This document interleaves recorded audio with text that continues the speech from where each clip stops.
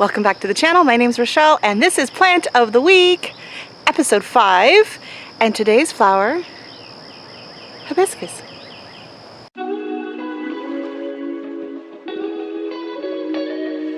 can see right behind me is my hardy hibiscus. I have had this plant in the garden for about 15 years. I'll have to double check, but I think it's been about 14 at the least. I bought it years and years ago at Sheridan Nurseries. I have no idea the actual name on it. So you can tell it's a pretty substantial size perennial that comes back. It kind of grows up and out. Oh no, we got a morning glory trying to take over here a bit. I'll pull that off. But I mean, it's packed full of blooms. It blooms like crazy. It doesn't usually start until early to mid-August. I don't see any life on this thing until at least mid-June. So every year for the first like 10 years, I was convinced it was dead. Every season, it is absolutely the last thing you will see coming out in your garden. It just takes forever to get going, but when it does, it gets nice and big. Now you can see it is fairly airy in the middle.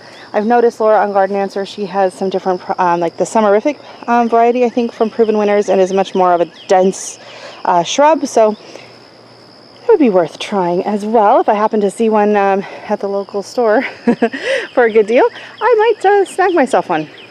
And then over here I have another variety of hardy hibiscus.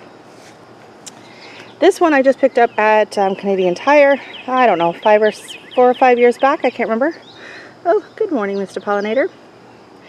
And this one really puts on a show. It has that much more of a dense growth pattern. I don't know if it's just because it's a younger plant. The other one, maybe it's just kind of starting to wear out and see the end of its days. But this one has a ton of buds, as you can see. I will be pulling seed off of both of these. This one will go to seed much sooner than the red hibiscus. So if you win the seeds from this one, you will be getting them sooner than the person that wins them off of the red one.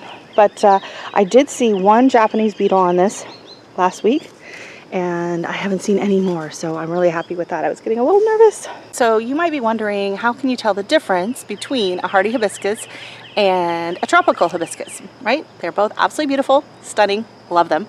Okay, so first up is the bloom size. Okay, so this is on the smaller scale for a hardy hibiscus, but the blooms of a hardy hibiscus, it's so hard to say, hardy hibiscus, the blooms on the hardy hibiscus are much larger than a tropical. So a tropical, they're usually about 3 to 4 inches big, so they probably fit right in the center of this. The next thing up are the leaves. So the leaves on a hardy hibiscus are large and matte, so they are not shiny. They're large and they are matte. So, and the colors. So the colors for a hardy hibiscus, you're gonna get white, varieties of pink to red. And that's pretty much it. You're not gonna get those oranges, those yellows, those really vibrant tropical colors. Those are only available on a tropical hibiscus. I'll show you the leaves on the other one too. So here you can see the size of the buds are huge. The flowers are enormous. They can easily be 10 to 12 inches across. And the leaves are very large. And see how they're flat. They're not shiny at all. Okay, so in contrast, this is my tropical hibiscus, and you can tell it is very small compared to the others. It is on a woody stem. Okay, so unlike the other, which is a perennial and it comes back and it has just a green stalk, this is on a woody stem. And look at the size of the leaves. The leaves are very small and they're very shiny. I mean, they're wet right now, but they're very shiny. They are a glossy leaf. Look at the size of the flower buds. Unfortunately, there's not one in bloom right now. I'll pop a picture up on the screen of this one though. So the buds, like even this one, this is a spent bloom here. You can see the size of the bud is considerably smaller. They are pretty easy to tell if you have gotten one at the garden center and it's blooming outside and you want to know, hey, do I have to bring this in over winter or not? If you are somewhere that is going to get a possibility of a frost, then yes, this has to come in. I overwintered this last year and it did amazing, and I got a ton of blooms all winter long, and it's looking like it's just getting started to put out some more blooms and some more growth. So that is the difference between hardy hibiscus and tropical. Thank you so much for joining me with my absolute favorite plant, and I'm wearing a matching shirt today. I love all things hibiscus. So don't forget to comment below to enter to win a chance at winning some of these beautiful hibiscus in one of my seed drawings. And don't forget to check out the rest of my videos in the playlist down below, which is Plant of the Week.